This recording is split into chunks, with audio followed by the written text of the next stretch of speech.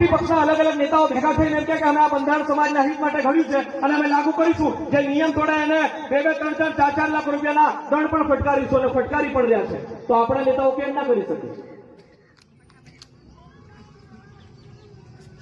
ગામના સરપંચ તરીકે, તરણી પટેલ પૂજારા અને બળવા તરીકે, તાલુકા સભ્ય તરીકે, જિલ્લા સભ્ય તરીકે, ધારાસભ્ય, મંત્રી અને સાંસદ તરીકે પણ રાજકીય પ્રતિનિધિત્વની પણ જવાબદારી છે કે આ લોકો આ સમાજના લગ્ન બંધારણને લાગુ કરાવે. 2023 ની હું એક વાત કહી રહ્યો છું કે ધારાસભ્ય પોતે જવાબદારી લઈ અને સરપંચોને બોલાવી અને સરપંચોને એક જ ઠરાવ પસાર કરી અને પોતાની વિધાનસભામાં લાગુ કરાવે. કયો માઇકોલાલ સરપંચ એમ કે હું નહીં લાગુ કરાવું, એને બીજા વર્ષે ઉઘાડી ફેંકી નાખવાનો. કેમ નહીં કરી શકીએ? સમાજને આટલું બધું નુકસાન થતું હોય એના માટે આપણે કંઈક નવું સુધારો લાયા હોય અને કોઈ એમ કે નથી થવા દેવું, એ માણસે ભાખરી પાણી લઈ નહીં પણ પાણી વગરનો કૂવો એમાં જઈને કૂદી મરી જવું જોઈએ. આપણને જેને જન્મ આપ્યો, જેને દૂધ પીવડાવીને મોટો કર્યો, જેને લાલન પાલન કર્યું, એ સ્ત્રી, એ માતા, એ બેન, એ દીકરી, એનો આપણે ભાવતોલ કરી રહ્યા છે. આપણને શરમ આવી જોઈએ માણસ તરીકે. આપણને પેદા કરવા વાળાનો આપણે બોલ કરી રહ્યા છે. ભણેલીના આટલા, અભણના આટલા, નાહિગીના આટલા. અરે તારે કોણ અધિકાર આવ્યો પુરુષ તરીકે કે તને પેદા કરવા વાળાનો તું ભાવતોલ નક્કી કરે?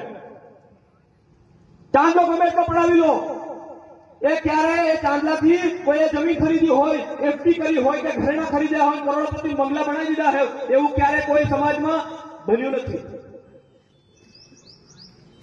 પટેલિયા સમાજમાં દીકરા દીકરીના લગ્ન માટે 500 રૂપિયા, વધારેમાં વધારે 200 રૂપિયા, 150 રૂપિયામાં ચાંદલો થતો હોય. અરે આખા ગુજરાતના દરેક સમાજમાં થતો હોય તો આપણને ક્યાં 5,000 ને 10,000 ને 15,000 મેળવવાની જરૂર પડી છે? આપણો પડોશી ભાઈ પટેલિયા સમુદાય 3 નંગ તોલામાં, 3 નંગ દાગીનામાં એમના દીકરીના લગ્ન થઈ જતા હોય તો આપણા ના થાય? કરવું હોય તો થાય, નિયત હોય તો થાય, પણ ડોફાઈમાં અને મોટાઈમાંથી આપણે ઉપર નહીં આવ્યા, દેખાડો કરવામાં આપણે ઉપર નહીં આવ્યા. જેટલા પણ ઘરેણા લઈએ છીએ એ ઘરેણા 2 વર્ષમાં, 1 વર્ષમાં ખાલી થઈ જાય છે. સાચી વાત કીધા, ખોટી વાત કીધા વડીલો? સાચી વાત કીધા કે નહીં? 1 વર્ષની અંદર ક્યાં તો ગીરવી મૂકી દીધા હોય, ક્યાં તો ડૂબી ગયા હોય, કાં તો વેચી ખાઈ ગયા હોય. 1 વર્ષની અંદર ગમે એટલા ઘરેણા લીધેલા હોય, કોઈના ઘરે ટક્યા નથી. જે વસ્તુ દેવું કરીને આપણે ઘરે વસાવીએ છીએ એ તમારા ઘરે ક્યારેય નહીં ટકે. ઓછું જ લીધું હોય તો વાંધો શું, ત્યાં કોઈ મરી જાય છે. દેવું કરી અને ઘીપી લેવાનું, બીજાનો મહેલ જોઈને આપણી ઝૂંપડી બાળ દેવાનું.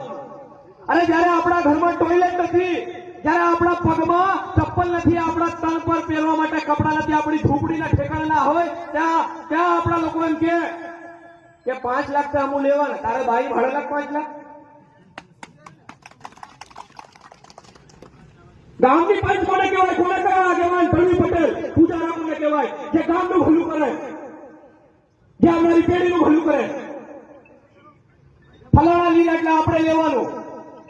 આપું જ કર્યા એક એકવીની વાત, પણ પેલા તો 3 માંગી રહ્યા. અરે દીકરો બી પરણાવવાનો છે, દીકરી બી પરણાવવાની છે, વારા ફરતી વારો છે, તારા પછી મારો છે, બધાને હલાલ થવાનું જ છે.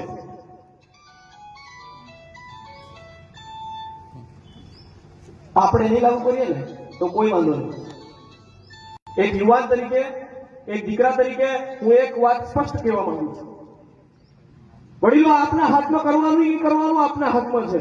કારણ કે ચીઠીઓ તો હું લખો છું, હું તો લખતા નથી, જોવાને નથી લખતા, છોરા નથી લખતા.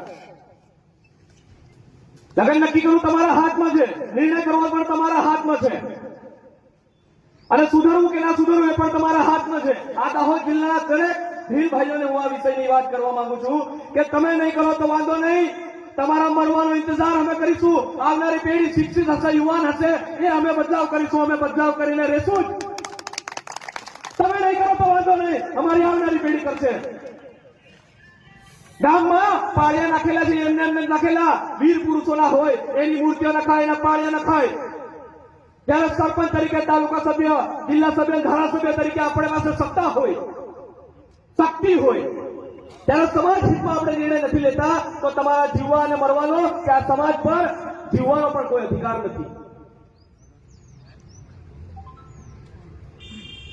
આપણા મર્યા પછી તો સમાજ સુધરશે કે નહીં? જીવતે જીવત લડીએ ના કરતા મરી જવું વધારે સારું. લગ્નનું બંધારણ છે એના વિષયમાં વડીલો વાત કરશે, ગુરુજીઓ વાત કરશે, પણ અમારા દિલમાં દુખે છે એટલા માટે અમે કહીએ છીએ આ દેશને વસાવનારા એ અંગ્રેજો સામે, મુગલો સામે લડવાનું હોય કે દેશને આઝાદી અપાવવાની હોય કે દેશના વિકાસમાં જળ જંગલ જમીન વિસ્થાપન કરવાના હોય તો આપણે બલિદાન આપેલા છે. હજારોની સંખ્યા ભીલ આદિવાસીઓએ શહીદીઓ વહોરેલી છે. તે છતાં પણ આપણે આપણા રિવાજોમાં અતિશયોક્તિ થઈ ગયેલી છે.